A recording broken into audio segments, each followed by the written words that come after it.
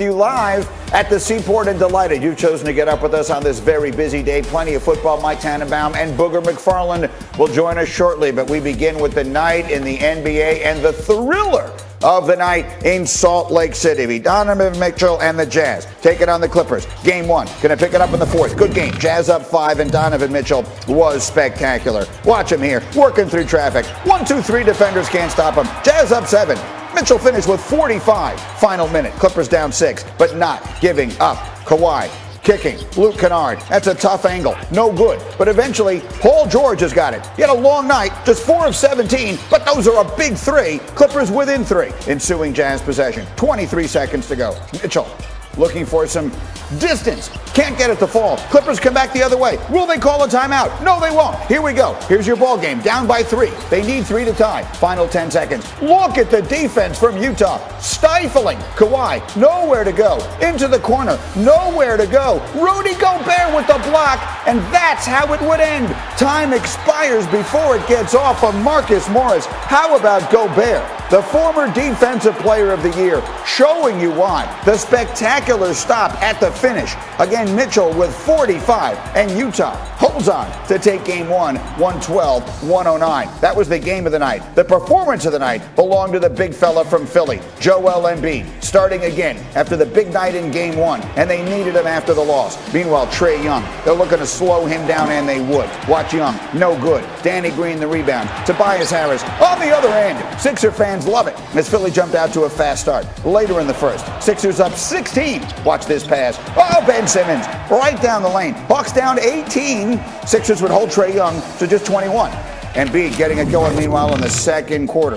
Sixers, the lead is only 2. Embiid working on Clint Capella. Look at the strength. It's a 4-point lead. 4 minutes left in the half. Embiid will fall away. Embiid 11 in the second quarter. Sixers up 2 at the break.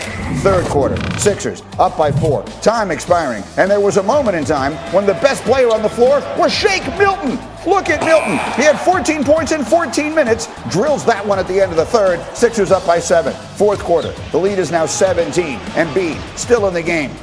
That gives them 40 for the night, plus 13 rebounds. Sixers win it 118-102. They even up the series at 1 game apiece. And after scoring the 39 in game 1, Embiid adding 40 in game 2, the 79 so far in this series. Second most in the first 2 games of a playoff series in Sixers history. And here is Jay Will, the J of KJZ on ESPN Radio. So, a best of 5 now. Sixers, Hawks. Embiid has been good. Hawks took home court advantage away. Who has the advantage in this series right now? I still think the Hawks do. Look, the Hawks are so talented offensively, and as great as the defensive performance I saw last night, I feel like the Hawks know they can win this series. Now, Trae Young was limited last night. Ben Simmons, Matisse Thybulle did a hell of a job staying on him defensively, funneling him into help.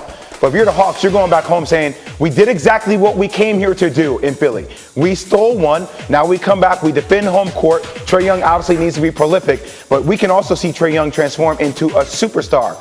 He's a star, but playoffs make you a superstar. If he can continue to elevate at home, this team is dangerous. Can we say the same thing, however, about Joel Yes, we Embiid, can. who's had 2 huge games here to start this? Now, he was already a higher level of star, but he hasn't taken his team deep into the playoffs. Is he the guy who can make that run this season for Philadelphia? I think he can. I think somebody showed him the cell phone last night where he got 1 MVP vote in first place. So, look, Joel Embiid is a special talent. The question is, can he stay on the floor? Can he stay healthy? And can Ben Simmons, Tobias Harris, Matisse Thybulle, Seth Curry, can they surround him with enough scoring? But they have to do it on a defensive end, Greeny. That's what makes him special. So I never like to skip this far ahead, but I'm going to do it anyway. Okay. Which of these 2 teams would give the Brooklyn Nets a tougher go in the conference final, assuming that's the way it goes, and it certainly feels headed that 76ers.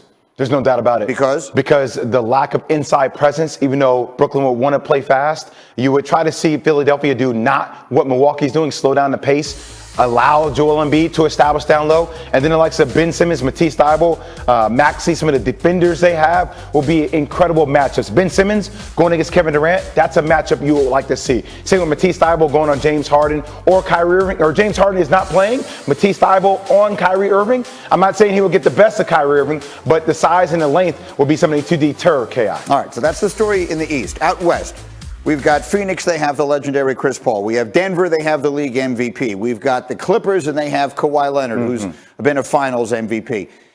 Is Donovan Mitchell, whose Jazz take the 1-0 lead last night, as we just showed you, is he good enough to be the best player on a championship team? Yes, he is. He had 45 points last night. And I go back to that awkward moment he had with Shaquille O'Neal, where people have questioned, are you a superstar? I know what you can do in the regular season, but can you do it in the playoffs? Last night proved to me that he is the best player on the best team, right? Due to the fact that they surround him with right pieces, the way they play. And plus, man, look, the West is wide open, Greeny. It's wide open. If he can do this against Kawhi Leonard and Paul George, he can do this against anybody in an NBA. Jazz take that 1-0 lead. And again, he is right now the best player on the best team in the league. He is Jay Williams. KJZ every weekday morning, coast to coast on ESPN Radio. Meanwhile, Donovan Mitchell, a great second half as well as the Jazz take game one over the Clippers. Good morning, everybody. Keyshawn J. Will Zubin, presented by Progressive Insurance. Alan Hahn in for Zubin. All guests join us on the Goodyear Hotline. A very busy day for us today, for sure. But Jay, let's just get right to some social media drama yesterday that involved you. So, not involving me. I didn't respond back to anybody yesterday. Look, first and foremost, I stand by my story. I was probably wrong for sharing a personal story, but that's what we do. We share personal stories. But yesterday I sat there. I'm not getting back and forth on social media. I was with my family all day, staying positive. It's all good. And, for us, look, man, it was meant as a compliment. There are levels to this. It was about, saying, hey, how different KD is. It's unfortunate that KD felt that way at that moment, but I wish KD nothing but love and all the best success. I hope they win a championship. We talk about them every single day.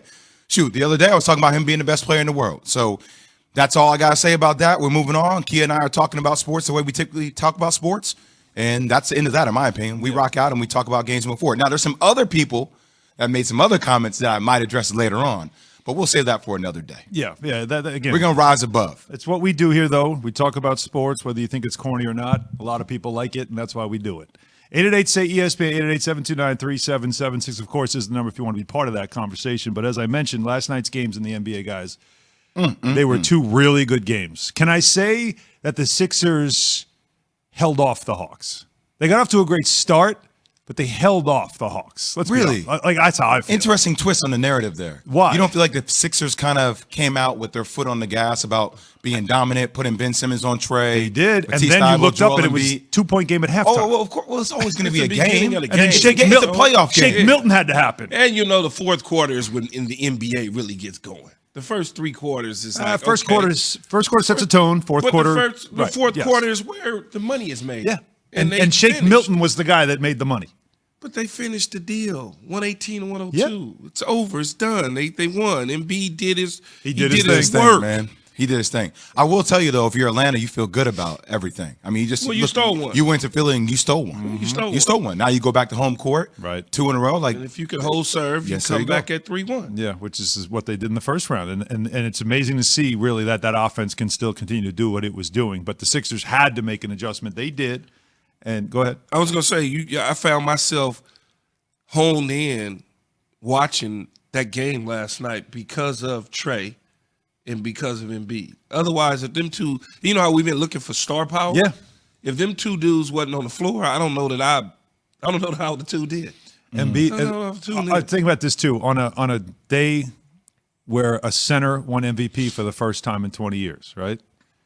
A center in Embiid was as dominant as we've seen. Another guy that really was an MVP candidate. And then a center makes the big play in the other game, Rudy Gobert, to clinch the win for the Jazz. I like when I see Joel Embiid play angry. I like when I see him aggressive. It's almost like somebody came to him with his phone and was like, did you see you got one first place vote for the MVP? Yeah. Did you see that you got one first place vote? When he plays that way and they defend, that's where you think Philadelphia has a chance to go next level. Because Tobias Harris is special too, especially with the way he kicks off the game offensively. But another dominant performance that we can talk about involved Donovan Mitchell.